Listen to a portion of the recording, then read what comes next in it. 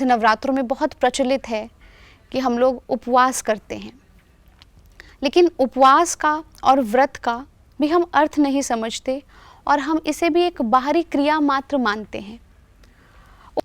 लोग अक्सर हम लोग इसके लिए, जैसे नवरात्रों में बहुत प्रचलित है कि हम लोग उपवास करते हैं, लेकिन उपवास का और व्रत का भी हम अर्थ नहीं समझते और हम इसे भी एक बाहरी क्रिया मात्र मानते हैं। उपवास का एक बहुत गहरा अर्थ होता है। उप का मतलब होता है निकट और वास का मतलब होता है रहना। उपवास यानी कि किसी इच्छित व्यक्ति अथवा वस्तु के पास रहना। लेकिन जब भी हम अध्यात्म से या भक्ति से इसे जोड़ लेते हैं तो सब्जेक्ट में होता है परमात्मा, सब्जेक्ट में होता है गॉड। लेकिन जब हम अध्यात्म की बात करते हैं, जब हम धर्म की बात करते हैं, तो वहाँ पर हमें किसका संग करना है? वहाँ पर लोगों के लिए, लोग मानते हैं कि हम भगवान के लिए ये सब कर रहे हैं। वो कुछ चढ़ाते हैं तो भगवान के लिए, फल है, फूल है, द्रव्य है, कुछ भी है, वो भगवान को अर्पित करना चाहते हैं। लेकिन ना तो हमने भगवान को जाना, ना भगवान को देखा और ना ही हमें यह पता है कि वो है कहाँ।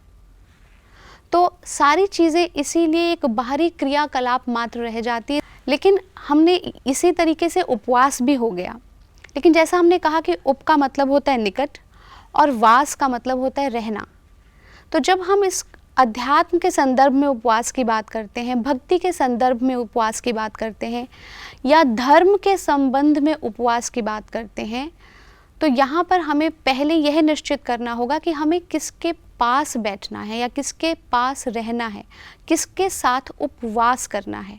और वो कोई नहीं है, जैसा हम चाहते हैं कि मंदिर में जाते हैं तो हम मानते हैं कि वहाँ भगवान है, हम मस्जिद में जाते हैं तो मानते हैं कि वहाँ अल्लाह है, हम चर्च में जाते हैं तो मानते हैं कि वहाँ पे वो होली स्पिरिट है।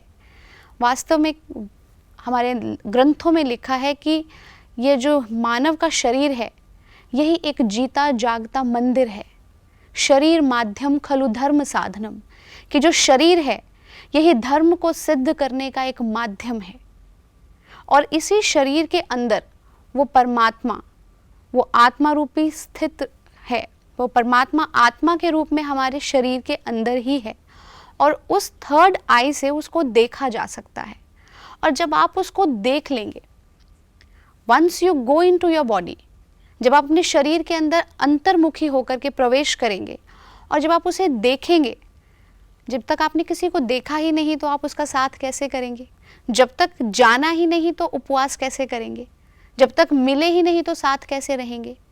तो ईश्वर भी कोई मान्यता का विषय नहीं है। हमारी मान्यता पे सत्य आधारित नहीं है। हाँ, सत्य मेरी मान्यता को अवश्य बदल सकता है। यही तथ्य जो है ये इस धर्म के मामले में भी एप्लीकेबल होता है कि जब तक आप अपने इष्ट को, जिस परमात्मा को आप मानते हैं, जिसको जिस भी रूप में मानते हैं, जब तक आपने उसे जान नहीं लिया तो मान्यता का कोई लाभ नहीं है। और ये नवरात्रि पर्व भी माँ ने 9 रूपों को धारण किया। शैलपुत्री, ब्रह्मचारिणी, चंद्रघंटा, कुष्मांडा, स्कंद माता, कात्यायनी, सिद्धिदात्री, महागौरी, इन सारे रूपों में उन्होंने सिर्फ यही संदेश देने की कोशिश की कि अपने अंदर उस ब्रह्म को जानो, उस ब्रह्म चेतना का दर्शन करो। और इसीलिए भारतीय फिलॉसफी को, जो इंडियन फिलॉसफी है, इसे दर्शन शास्त्र कहा जाता है। क्योंकि यहाँ पर वो जो शक्ति है, जिसे हम माँ कहते हैं, जिसे हम देवी कहते हैं, जिसे मैया कहते हैं, उसके दर्शन की बात की गई, उसके दर्शन की युक्ति है।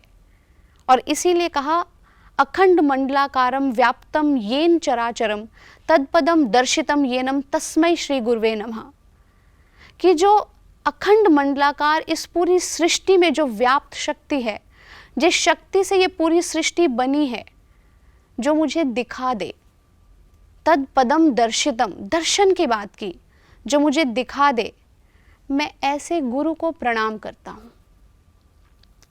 जो आपको वो नॉलेज दे, जो आपको वो टेक्निक दे, जिससे आपका 10वां द्वार खुल जाए और इमीडिएटली जैसे ही आपका 10वां द्वार खुलता है आपको अपने शरीर के भीतर उस प्रकाश के साक्षात दर्शन हो, ऐसे ही शक्तिशाली व्यक्तित्व को गुरु कहते हैं। गुरु वो नहीं जो मात्र भगवा पहन ले, गुरु वो नहीं जो धर्म की बातें करे, जो रुद्राक्ष पहने या किसी अन्य प्रकार के वस्त्र पहने मंचों पर बैठे और सिर्फ बातें करें।